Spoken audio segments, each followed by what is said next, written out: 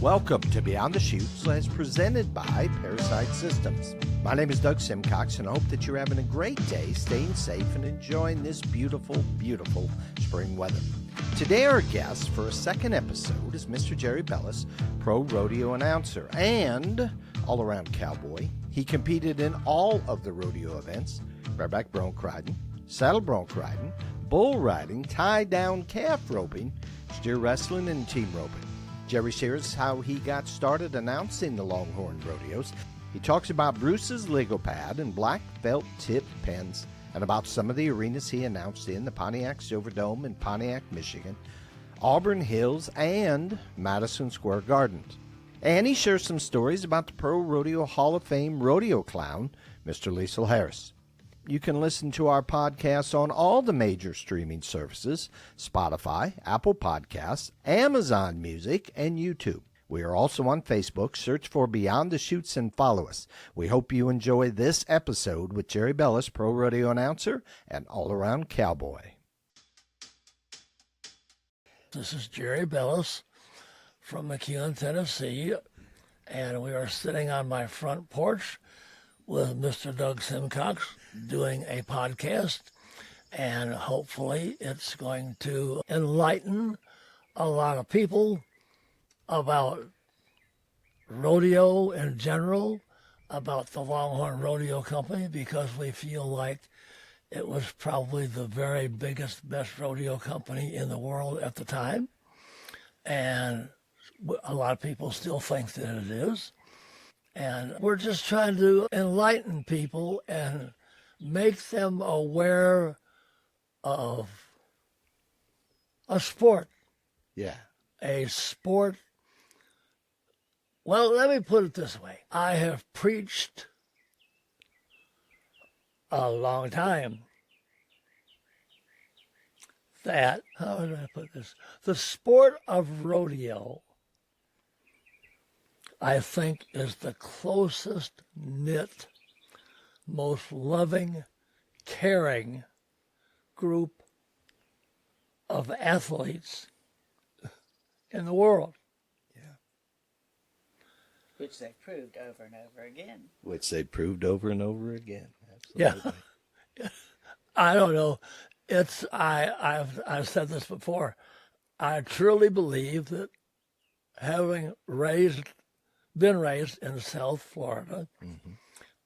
I could probably leave South Florida with no money, Mm-hmm. no gas, Yep.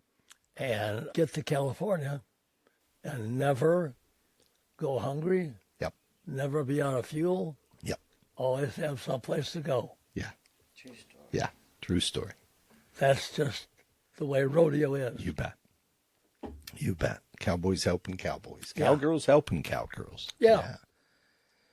So, first off, I want to build on what Jerry said. This is an amazing studio. This is the nicest studio. I think I'm going to make this permanent, Jerry, if that's all right. You just make yourself at home. I love to see you every day. Okay. Well, we're gonna go at it pretty hard. But sitting, as Jerry said, on this front porch, I'm looking out probably, I don't know how many acres of, hundreds of acres of beautiful trees and pasture and cattleland and just this gorgeous wraparound porch on the front of his house. And I hear the birds in the background. Oh, yeah. Lots of birds. Lots of birds.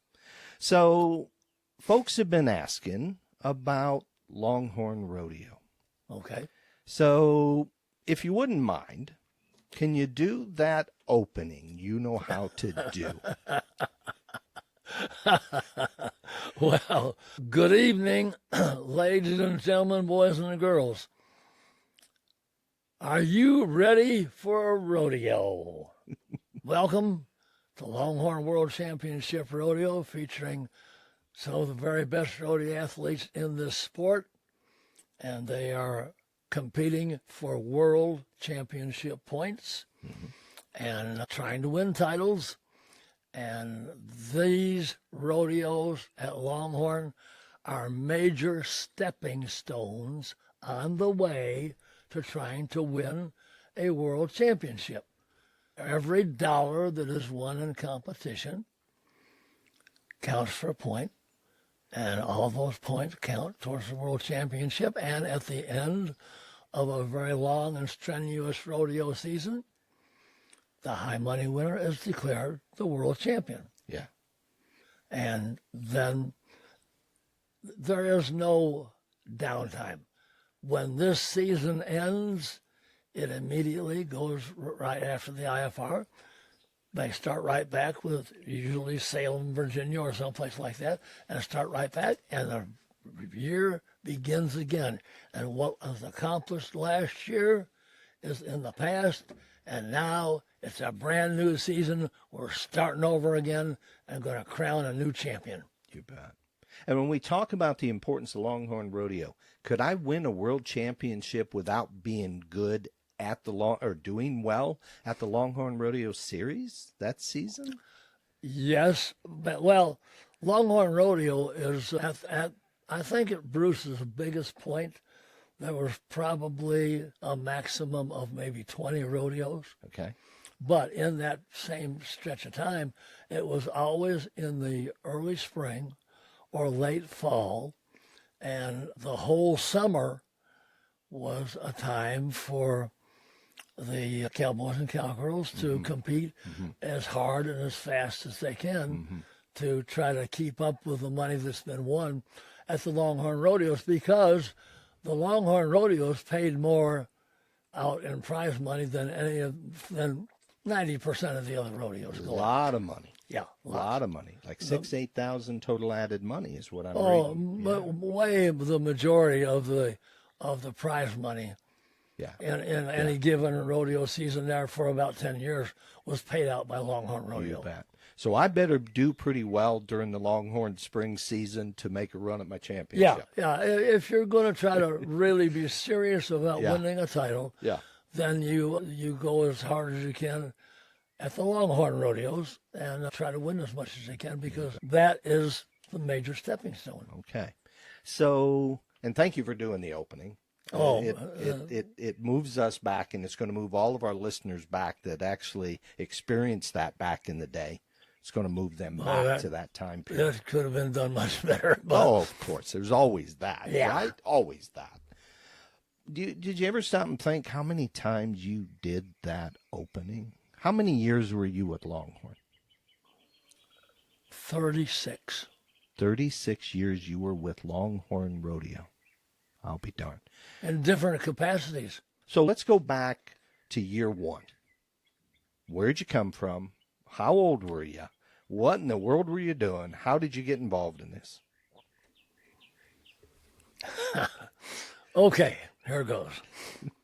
The year that I made IFR in the bull riding, it came to my attention that, at that time, Loretta Lynn owned the company.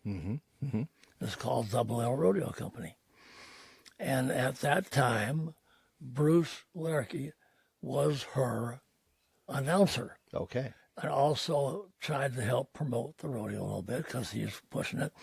It was really weird way back then. A guy named James Arnold Hampton had the livestock. Woody Burnett was the livestock foreman. And they put on just a couple, 3 or 4 rodeos around their house. And it became obvious that Bruce needed some help with the promotion part. So he put out a kind of an advertisement. There were 3 people that he felt like were the main announcers in the IPRA. Okay, so he was looking for an announcer at the time. He's looking for an announcer at the time. Okay. But he sent Bill Duplessis, Steve Gatlin, and myself. He wanted us to audition. So we all we were supposed to send him a tape. I actually was the only one that sent a tape. Okay. Yeah. It was at Davie, Florida. Lenora and Bobby Rowe were there, and she testified to the fact that I had done my utmost to make a tape Yeah. and sent it to Bruce. I was the only one that did it. So Bruce asked if I would please come and co-announce 2 rodeos with him. Mm-hmm. Winston-Salem, North Carolina, and Hampton, Virginia. So I went and co-announced the 2 rodeos with him. Now here's where it gets funny. Bruce Larkey's favorite, all-time favorite announcer, broadcaster was Walter Cronkite. So when we sat down and had our meeting, he said, I want to make you the Walter Cronkite of rodeo. Wow. But Mm-hmm. if you can't take constructive criticism, don't take the job. I see. If you can't handle the heat, stay out of the kitchen. Okay. So I co-announced the 2 rodeos with him and got the job. And so that began a 36-year career with him. What year was that, Jerry? 71, maybe? Okay. I think maybe in 1971. Yeah. And so I started announcing the rodeos. And every Saturday morning, every Sunday morning, I had to face a legal pad and a black felt tip pen and criticism. Okay. Okay. There was lots and lots of criticism. Mm-hmm. Too much of a southern accent at the time, and just repetition, too much repeating of words, things like that, and Okay. just constructive criticism. But we got through it, Yeah. and so that was kind of the way it started out. So how was he as a coach, as a mentor? He was truly devoted to you being the best? Yes, And in my opinion, probably was the best, the very best. He was the best In my opinion, announcer or coach? both. Both. Okay. He was an excellent announcer. Yeah.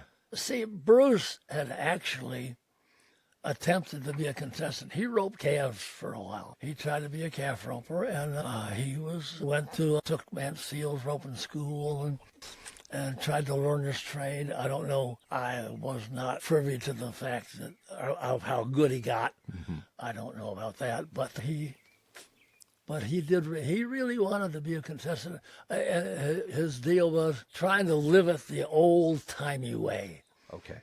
with a chuck wagon and going out on the range and helping gather cattle and stuff like that. Okay. And playing a real cowboy. He wanted to be a cowboy really bad. Yeah. So when he started coaching you, when he picked you up and said, "Let's go. We're going to make you the Walter Cronkite of rodeo announcers," which I love, which is so cool. Had you been announcing for a while? I had, that's another weird thing. I worked on a Wild West show way back in '68, I think it was. Bob McKinley. I was riding bucking horses, bulls, roping calves, riding a square dance on horseback, driving a truck, hauling steel, Yep. and setting up and tearing down, and doing all these things. And there was a man named Floyd Pitzer that had a drama horse act. And he needed somebody to announce that drama horse act while he was performing it. So they asked me if I would try it, and I attempted it, and it seemed to go over pretty well. So that's how I started announcing the deal. And it became, you were riding bulls at that point. You were making runs at the IFR already. But you said time for a career change, or time for me to contemplate something different? Well, no, because I should not tell you these things. Oh, of course you should. Oh, at the Silverdome. Yeah. Pontiac, Michigan. Yeah. I was up in the press booth where Howard Cosell broadcast the football game from. Okay. And we were up in there, and there was a man sitting over there in the outside, kept looking at me and staring at me, and I couldn't imagine what was going on. And when it was all over with, I stepped out. He says, "Can I talk to you for a minute?" And I said, "Yeah." He said, "I've been listening to you." He said, "And I can't ever remember being so informed on a sport Wow. in my life." He says, "It's just amazing the facts that you have brought out that have made." I said, "Well, my job, as far as I'm concerned, is to make a fan out of a spectator. I want people to understand what rodeo is about and make them want to come back and see another one." You bet. You bet. He said, "Oh, okay." He says, "Well, I've got an idea." I said, "What's that?" And he handed me a card. He said, "This card belongs to one of my best friends." And he said, "I would like for you to take this card and go give it to this man and see if you want to go to work for him." I said, "What is it?" He said, "Broadcaster for the New Orleans Saints football team." Oh, my. I said, "No, sir, I'm a Miami Dolphins fan." Gospel truth. And you never went any further down the road. Never went any further down the road. Because, and at that time, I don't know if people were aware of it or not, but for the first 10 years that I worked there, I was still riding bulls at Bruce's Rodeos. So you were announcing and riding bulls. Yes, I was riding in the slack and did very well. I probably won as much money in the slack riding bulls as I did announcing the rodeo. Really? Okay. So how did that balance out for you? Did the announcing help the bull riding? Did the bull riding help the announcing? Well, it was a deal where it balanced. I told Bruce one time when I was asking for a raise, see, I was driving a semi too. I was pulling all the steel, hauling the chutes with an old B61 Max semi truck. For a Longhorn. For a Longhorn. Oh, I did not know that. Oh, yes. Okay. I was driving truck and setting up, and I was in charge of the whole setup and tear down crew, and yeah. Had no idea. Had not heard that. Oh, So take us back. You co-announced the first two rodeos, Roanoke and whatever.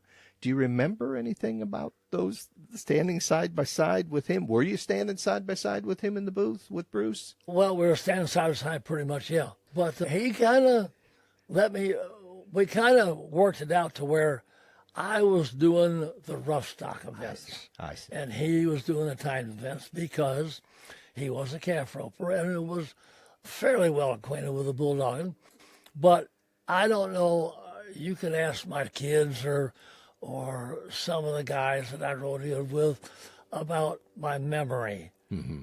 But it seemed to me like I could remember every bull, every horse, and those guys would come to me and ask me about steers. Yeah. Because I could tell them which were the good ones, which were the bad ones. Really? You had that kind of detail? Yes. Oh, my goodness. Yes, Okay. More detail than probably anybody at that time. Yeah. I guess it was just paying attention to your craft. Okay. Or something. I don't know, but I was able to remember, oh my goodness, Panic and Broken Hinge and Trail Hand and Showboat and, all Good Time Charlie and, all these horses and bulls that were in the draw. Yeah. And a lot of times I could tell you who drew the animal. Oh, wow. And what they did, whether they placed or not. Okay. And I can't explain that other than just a memory thing. A memory thing, but a deep interest in it. Yes, very, very deep. I lived it, breathed it, ate it, dreamed it, slept it, Yeah. it consumed my life for a while. So when you're learning to announce, do you do it going down the road? Did you practice your openings and all that sort of thing? No, I did not. I Okay. just kind of fell back on what I felt like I knew. Okay, excellent. And when he hired you, you sent him in a tape. You're the only person to do that. He hires you. You co-announce. He also tells you, though, it isn't just an announcing gig. All right. All right, you're going to drive truck. Well, that was, he didn't tell me that. Bobby Rowe was the livestock foreman, and he was in a bind and needed some help and said, would you do this? Yeah. I said, okay, I'll give it a try. Okay. So you're hauling steel. Did you had a CDL already, or did you have to? Not even a thing back then. I'm pleading the fifth. Okay. I did not have a CDL. Way back in Florida, I drove hauling some oranges, Yeah. and I got a chauffeur's license. Okay. But whenever they wanted me to grandfather in, Yeah. the government was going to charge me $75, and I said no. So Yeah. I did without the license and Okay. drove for years. Well, just stay away from the way stations. Yes, right? exactly. Exactly. The inspections. So you're driving truck. You're doing this, and how long did you co-announce with Bruce? Pretty much just those two rodeos. That was it. Yeah. Okay. So after the first two, he says, here's my sheet. Here's everything you need to work on. No doubt you'd improve from the first sheet to the second sheet, or from the first weekend to the second weekend. And he says, you're good to go. Well, yeah. And at that time, Nola Freeman was the secretary, Yeah. and she prepared the score sheets for me, and I worked off those score sheets. Okay. And the opening was always the same for the season, for the year? Well, No. Opening changed every year. He always had a theme. It was the theme, Jerry Diaz theme, or the Indian theme, or the Buffalo theme, or every single year he tried to change it and make a different scene. I hear about the young boy wishing he could live back in the day, and the Wish old I was a timers. cowboy. It's a cowboy. Was that so? Step us through what you remember of that. That was Bruce wrote it, Yeah. and it was kind of, well, shoot, my daughter did it. I wish I was a cowboy. The I wish I original was was a cowboy. Heather. The original was Heather, his daughter. And I wish I was a cowboy. I wish I was a cowboy. I wish I was a cowboy instead of a little kid. And that's do what? I can remember it word for word almost. Yeah, tell them. But that's the way it opened for a long time. Do you remember it, Lori? I remember a lot of it. She Could you- remembers here, it word for here, word. Come up here and get closer to the She mic. says, Dad burn it, and she kicks the dirt. I wish I could have lived 100 years ago. And then comes in the old man. I know what you mean, kid. I liked it better then, too. Yep. And she says, are you a real cowboy? Well, I guess you could say I was a sure enough cowboy. And then it goes on and on. I've seen it once or twice. Yeah, I'll bet so. I'll bet so. Yeah. That's excellent. Excellent. And of all the different openings, which one did you like the best, do you think? Well, several. He did a John Wayne opening that I liked really well. Yeah. But the Indian dancing deal, when it went great. When it went. Yeah, well, every now and then, when you're dealing with all these hoops and things like that, I see. once in a great while, there'd be a slip, but it was very, very colorful, and they were very talented. They were a group of Indians from Cherokee, North Carolina, and they did really well. And they would travel with you, or they would come Yeah, to the rodeo? They would come to the rodeo. Oh, wow. Yeah, Okay. for that one whole season. Each year they changed the theme, but for that one season. In fact, actually, we did it twice. With the dancing Indian? Yeah. But the John Wayne thing went good, and the Jerry Diaz thing went really good. He had very talented horses. And you just can't hardly fault the openings that he did, because he put so much effort into it. And there were people, his daughter daughters, both of them, and the office help. Everybody kind of put things together and put their input in, and were able to come up with some really, really good stuff. Okay. How long would these openings be, and what was the crowd response to this? Openings usually ran about 12, 15 minutes, maybe a little less, but pretty much very well received. Yeah, people just going to a standard rodeo and seeing the same old thing over and over. But when you went to a Longhorn rodeo, it was a different atmosphere because it was a different theme. You're portraying something totally different. Yeah. And the theme was all the way through the rodeo? Were there elements of it all the way through to the very, very end? Pretty much. Sometimes kinda. the axe, yeah. Okay, so the axe tied into it? and that's Usually the acts pretty much tied in with the theme. Okay. And who in the world does not remember the God Bless America, Kate Smith, Round and Round Under the Lights? Oh, yeah. Yeah. When they first started out.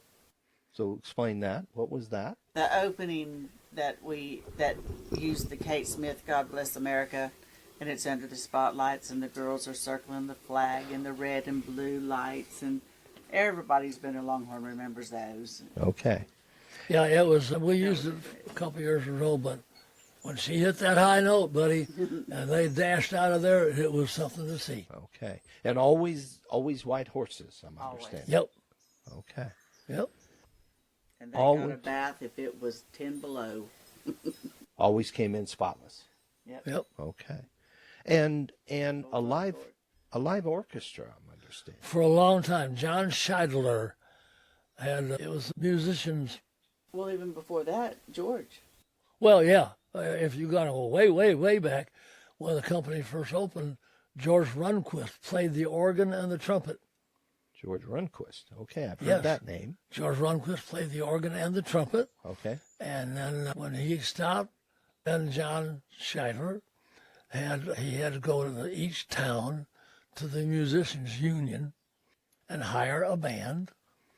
And then Bruce figured out a way Bill Faulkner was a computer genius. And he was able to put all this music on computer so that we eliminated the band and just play. And Faulkner would sit here next to me Yeah. and play the music for the rodeo. Yeah.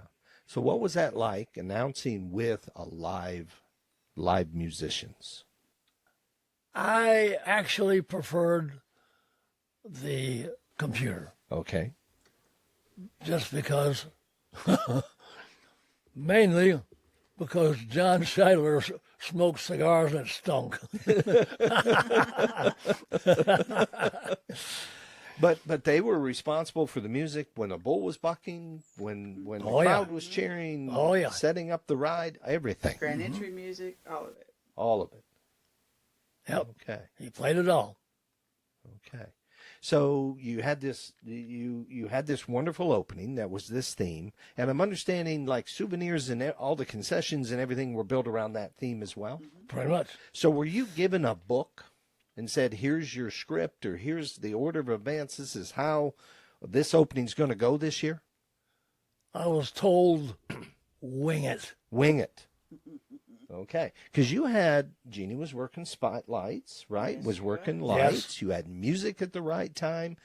You were going to dark houses, all this sort of thing. How was all that orchestrated? My wife. So radios? Was she? Yeah, she was on a headset. She was on a headset. She was on a headset, and she cued the lights and was also doing the timing. And feeding him information.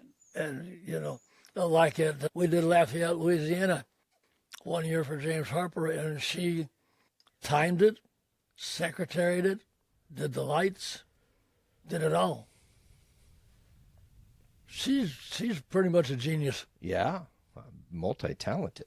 I mean, my goodness. And a lot of pressure on you. Yeah. I mean, in all those positions, there's a lot of pressure. Right. Better get your timing right. Yep. Mm-hmm. And you better get your lights where they need to be at the right time. Yep. So you'd roll from there to a grand entry. Did you have a grand entry? part yeah. of the opening, Yep. Always. to live music.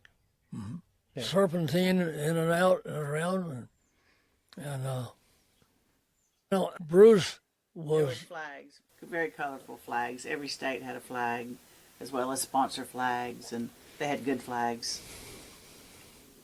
and he was very particular about the length of the performance. He did not want that rodeo to run more than 2 hours and 30 minutes, preferably less. And if it went over that, then staff meeting. Were there regular production meetings after every show or before every show? Not every show, but there, especially if we're changing, like at the beginning of a season, if we're changing themes, major production meeting. Yeah. And if you're doing a Friday night, Saturday night, Sunday show, when do you hit town? When do you roll in? Well, ordinarily for like me driving a semi and hauling that steel and stuff, we usually had to get in there the day. If it's a Friday night show, we better be there on Thursday because it usually takes, anywhere between 4 and 8 hours to set it up. And it was funny, at Madison Square Garden, we had a union. Everything's union there. Everything is union. Mm-hmm. And so they were it was just dragging around as typical union people. And finally we said, okay, here's the deal, guys. You can sit right there. Let us do our thing. Let's get this thing on the trailer, get it out of here, or we can make you sit here all night, and it'll be a while. So they said, have at it. Have at it. And you were responsible you had to bring dirt in for the show? Yeah. Oh, yeah.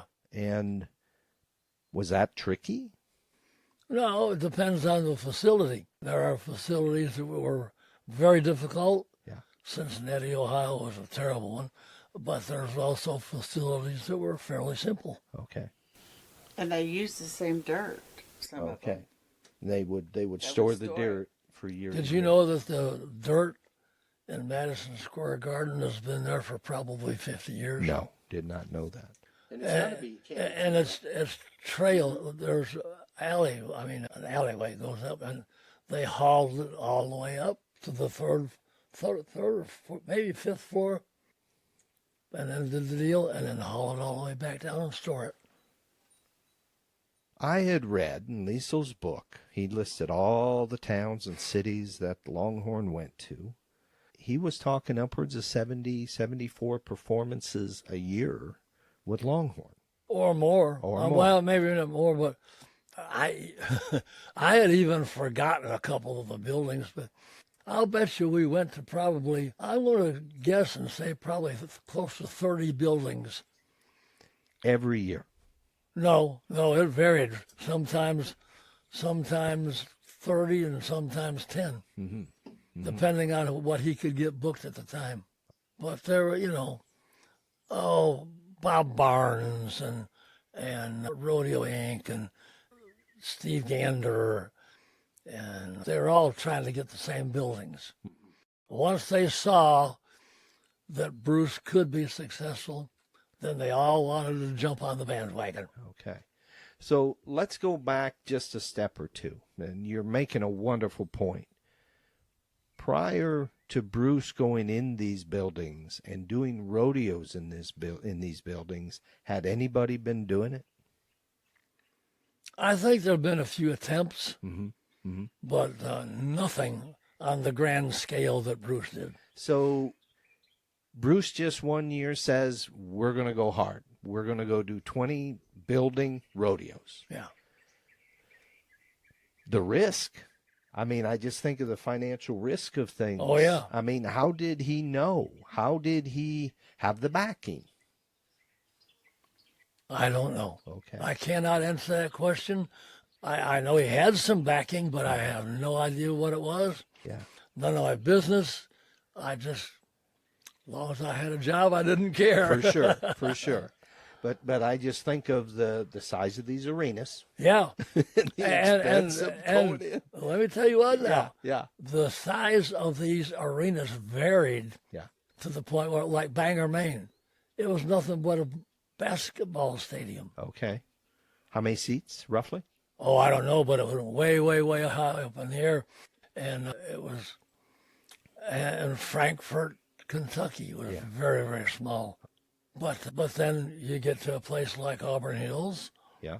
which is, and Auburn Hills, I think, was the greatest building we ever went into because of the screen and the replay deal and stuff. Okay. You could point out things to people. I remember a guy roped a calf and ran down the end of the rope, tried to pick it up, and the calf's back leg was hung behind the calf roper's leg. I see. And he couldn't get him flanked down and couldn't figure it out until he finally stepped across. And stuff like that, you could point out on that screen and make people understand why it took this guy so much longer than this guy. Okay. So how did that change your announcing with the replay screen? Oh, it helped it a bunch. Did it? Oh, yeah. Okay. Major help because, like I say, it was able to let me point out stuff that nobody else would see. I see. And I mean, even Doug Simcox, there are parts that maybe you would not know that I would know. Okay. Because, see, I roped calves. Yeah. I bulldogged. Yeah. I picked up broncs. Yeah. I fought bulls. Yeah. I worked all the events in rodeo. I competed and won money in every single event in a rodeo. So you had innate knowledge of this, firsthand experience of it all. Exactly. I had knowledge that 90% of the announcers. Now, in listening to the rodeos that are being broadcast now, I think the announcers have come a long, long, long way, and they're being very, very informative and doing a great job explaining. And I don't know if people are all interested in him weighing 226 pounds and graduated from Montana State University. I don't know how much of that is real interesting, but the statistics that go with it, like winning Red Bluff or winning Cheyenne or winning San Angelo or something like that, I think has made it more interesting. Yeah. And made it a better program. You bet. And helps to educate the audience, which is what you Exactly. set out to do. Exactly. And that's my job. Yeah. Create a fan out of a spectator, you said. Try to make a fan out of a spectator. Absolutely. So, Auburn Hills, that followed Pontiac, Michigan. Yes. Okay. Well, they imploded Pontiac. Right. I want to come back to Pontiac because that's just such an iconic. We were looking in the March issue 1980 Pro Rodeo News, and it, I think, had $20,000 added dollars total prize money. And everything else he was doing was $6,000 and $8,000, which still takes me back to, my goodness, a person who says, we're going to go rent some buildings. We believe they're going to come and watch us. We're going to attract the cowboys. We know we got a good product. We got to build a product. Mm-hmm. And to take that risk like that and go out there that's just continually makes me very curious because that's just, he couldn't have been very risk averse. He had to know what he was going into. And I know he worked in promotion and advertising in the newspaper. Yes, he was big in the Milwaukee Journal newspaper. And that informed, you think, a lot of his promotion abilities and that sort of thing? Bruce Larkey and Mike Chapman, they were partners in a deal like that and worked together and helped. Yeah, had the formula. Yeah. My goodness. So Auburn Hills... Talk about that arena. You said that was one of the nicest ones you went into. Yeah, it was very clean. Their staff I think, was more oriented to the spectator. I mean, they cared more about appearance and promotion and what they wanted their facility to look like and make it something that people would want to come and see. And how many fans would come in on a Saturday night show in Auburn Hills? Oh, my goodness. Saturday night sometimes sold out. Yeah. And I don't know how much it seated, but Yeah. probably, I'm going to say probably 15, 16, 20,000. I don't know. Holy cow. I know that at Madison Square Garden, Yeah. we were there for 7 performances. In 7 performances, we ended up with over 77,000 people. Holy cow. New York City's not known as a big rodeo town, I Right. wouldn't think. Right, But he was able to get them out. right. And did you have to do media work for him, talk shows, all that? Once in a while, yeah. Yeah. Promoting. I did several Okay. talk shows. So 7 performances at Madison Square Gardens, and these are one-a-day performances? Yep. How did you attract enough cowboys and cowgirls for that many? Or was Added it money. Was it multiple go-rounds or single go? Single go-arounds, added money. Good golly. And you're putting 8, 10 in the performance in every event? Yes, sir. Okay. Yeah, see, Bruce tried to always fill, couldn't always do it with the horse riding, but he always tried to fill every performance for the timed events, and we never had a problem filling the bull riding. Okay. That was a big deal to ride bulls at Madison Square Garden, you know. Yeah. But lots of times we only get 5, 6, 7 bareback riders, or saddle bronc riders and stuff. But usually it was because of the added money. Yeah. I mean, you go to regular outdoor rodeo where there's 300 added in each event, and then go to the garden when there's 10,000 added in each event. Where would you want to risk your body? You know? You bet. That's amazing that you can get those kind of numbers in New York City, which is an expensive place to get in and get out of. Very much so. Yeah. Yeah. Yeah. And you hung out there for a week. Well, 3 days prior to the rodeo. Oh, 3 days prior to yeah, the rodeo. setting up, because that thing was a bear to set up. Okay. Hard to get in, get out, Yeah. and all that sort Right. of thing. And then 7 performances, and then tear down. Cost you 2 days coming out? Day, Day? full day. Yeah. So what was it like to be in New York City that long? I didn't like it. I am not a city boy. What Yeah. can I say? Yeah. Yeah. Coming back to Michigan, rodeo fans in Michigan, did you notice that? Oh, yeah. Okay. Yeah, big time rodeo fans. There's a lot of rodeos in Michigan. Little open rodeos and smaller regional association rodeos. Yeah. There's a lot of them.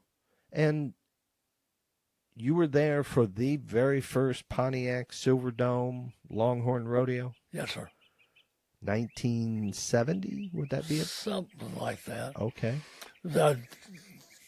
Before they even had that, did you ever hear of Richfield, Ohio? Yeah. South of the city, right? Yeah, they had a couple of rodeos there Okay. as well. That was where the Cavaliers played, right? Right.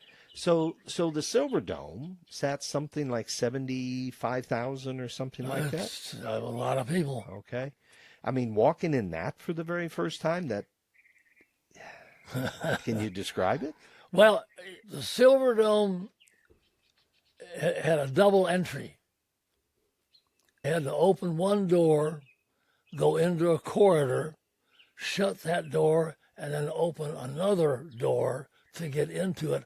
Otherwise, the gale force winds were so strong, it would almost blow you down. Oh, my goodness. And that's what kept the roof up. Yes, yeah. Thermostats kept that thing blown up to maximum capacity. What was the Silverdome like to announce in? I mean, you're way up in the press box. How can you see anything? They look like little ants running around out there. Yeah. Because you were way, way, way up there. Yeah. Yeah. Way up there. But and it amazed me that they were able to understand what I was saying and learning from it. Yeah. And that's, there again, my job, trying to teach, but they were learning. And because I know they were, because we got lots of comments. Them saying that they understood. And the numbers I'm hearing from the Silver Dome, the contestants in that single day rodeo, they might have 150 steer wrestlers. Mm-hmm. Is that about right? Could be. And run a number of days of slack. Well, that was the deal.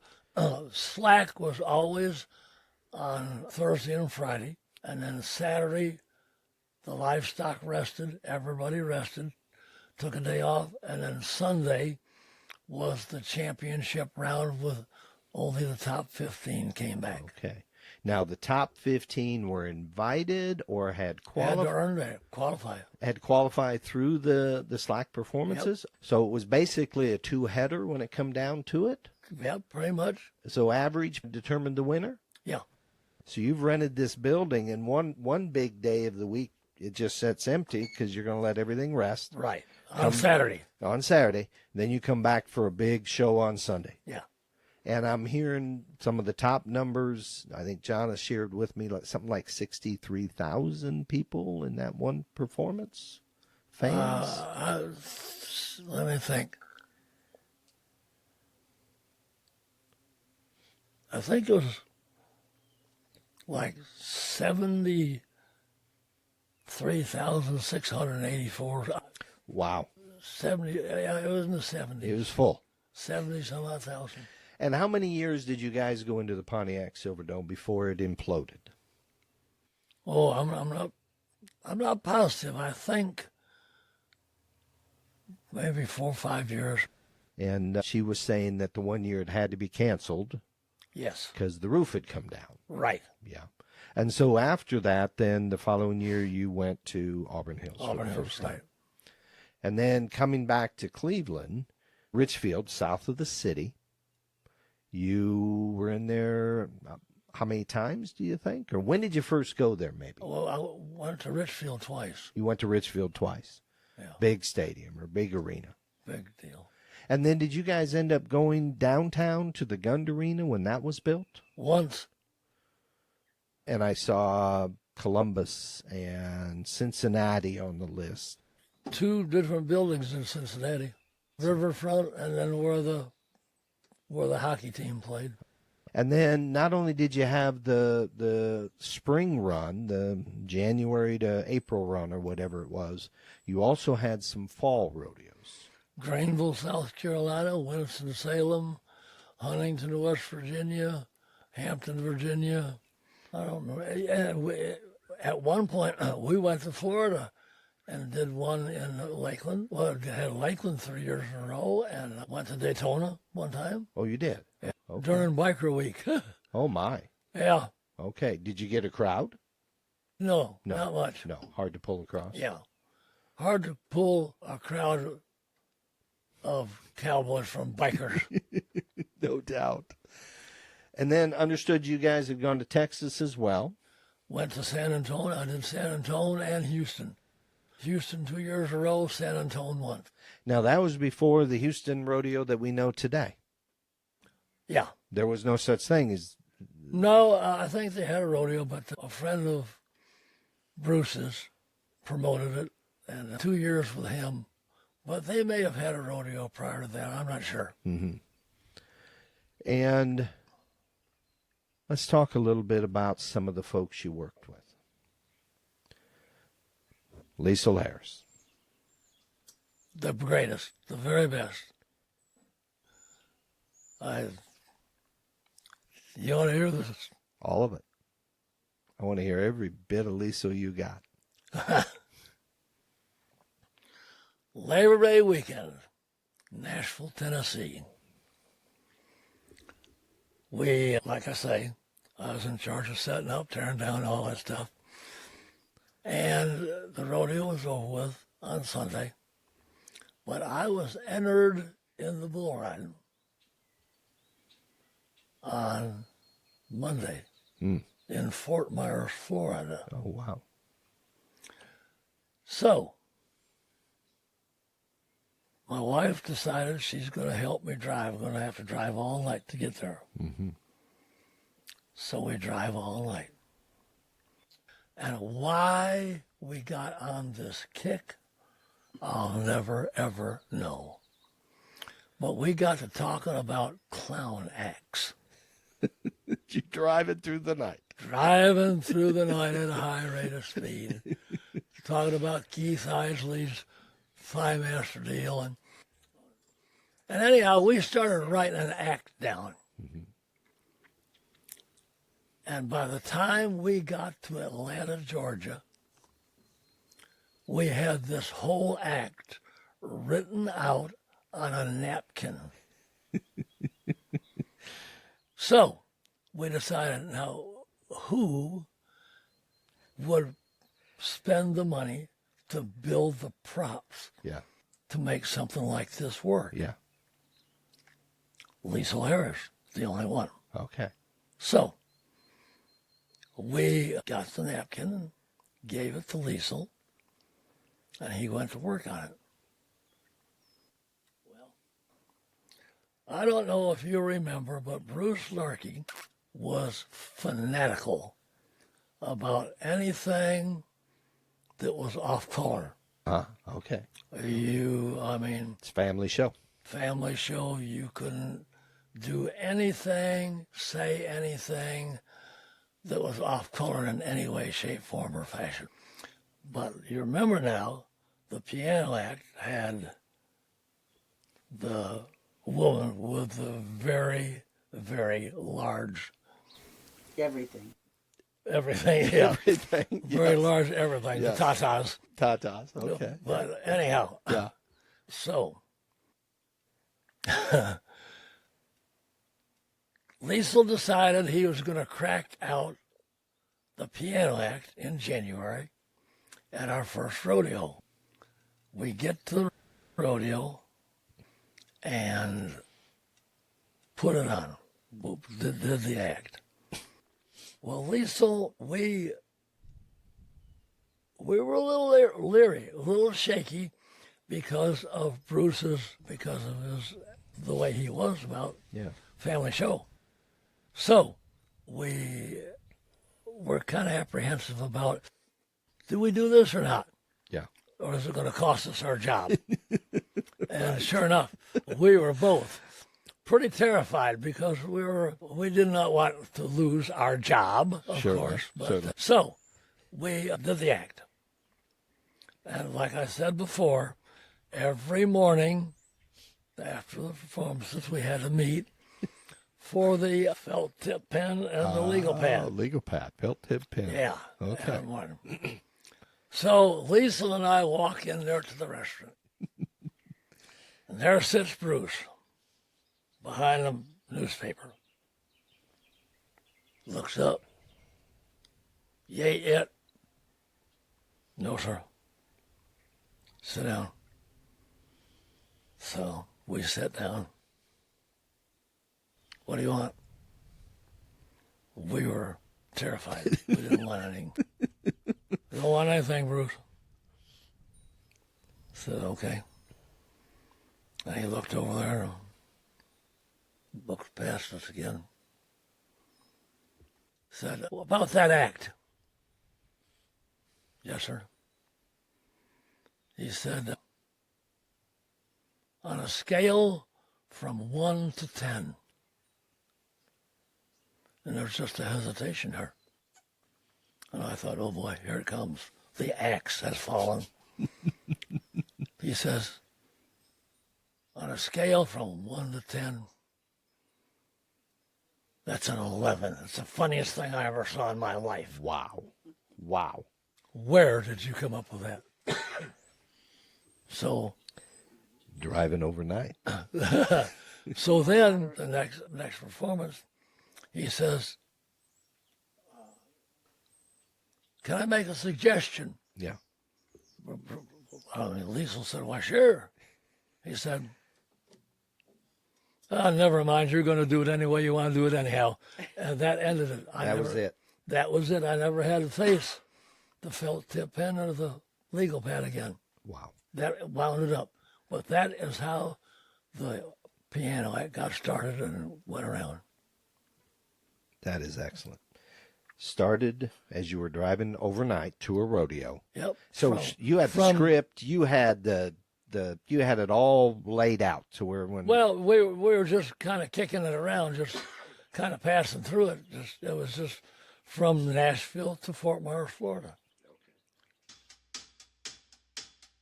We hope that you enjoyed this episode of Beyond the Chutes with Jerry Bellis, pro rodeo announcer and all-around cowboy.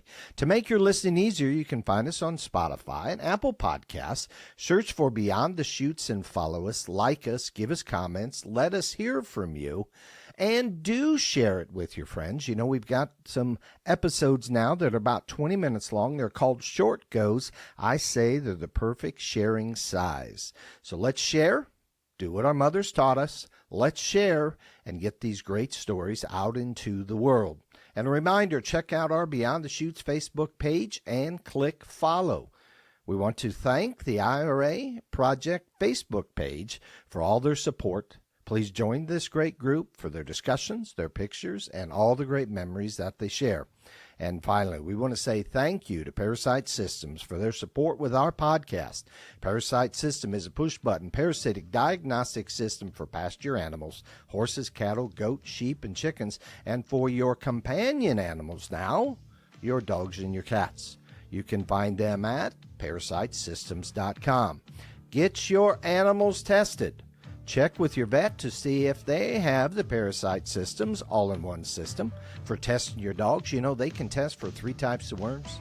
They can test if your dog has coccidia or giardia. They can do it while you wait. Now, for your large animals, you can go online to Parasite Systems to order your mail-in kits. And they are 50% off if you use this code BTC023. Make sure to use that code so they know that Beyond the Chutes sent you. And this is Beyond the Chutes. Until next time, this is Doug Simcox with Jerry Bellis. Thank you for listening.